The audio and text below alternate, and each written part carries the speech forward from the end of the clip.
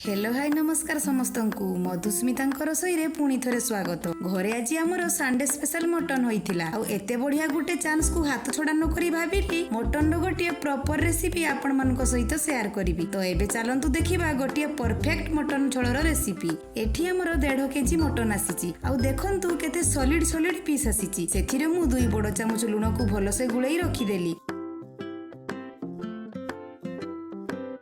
सेई मटन अनुसार मुझे 300 ग्राम प्याज को काटी से गोटे बड़ चामच लूण को दे हाथ में भलसे चकुटी रखिदेली जहा द्वारा मसला कषिबा जल्दी होता है।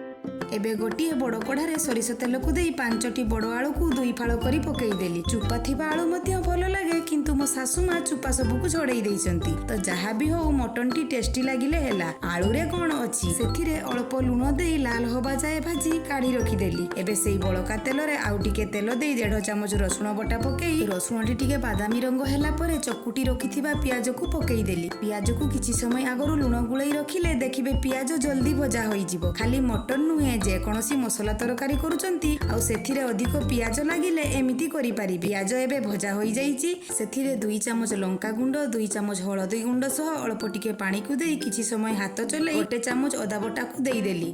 अदा भलसे भाजी गला परे गोटे बड़ बिलाती को काटी पकई देली। मने रखंतु मटन रे बिलाती दबाटा ऑप्शनल नुहे दरकार ही दरकार। एबे बिलाती सिझी गला और मसला रु तेल भी छाड़ी गला तो आ डेरी काहा को जल्दी मटन को पकई दबा।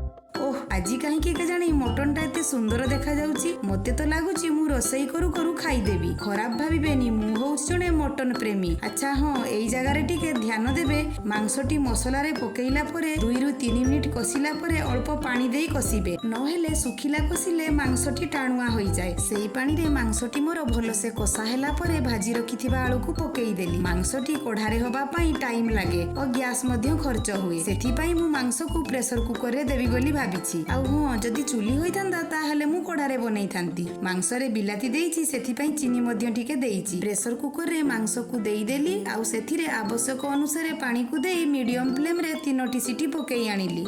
एबे रेडी होई गला हमर गरमा गरम मटन झोल।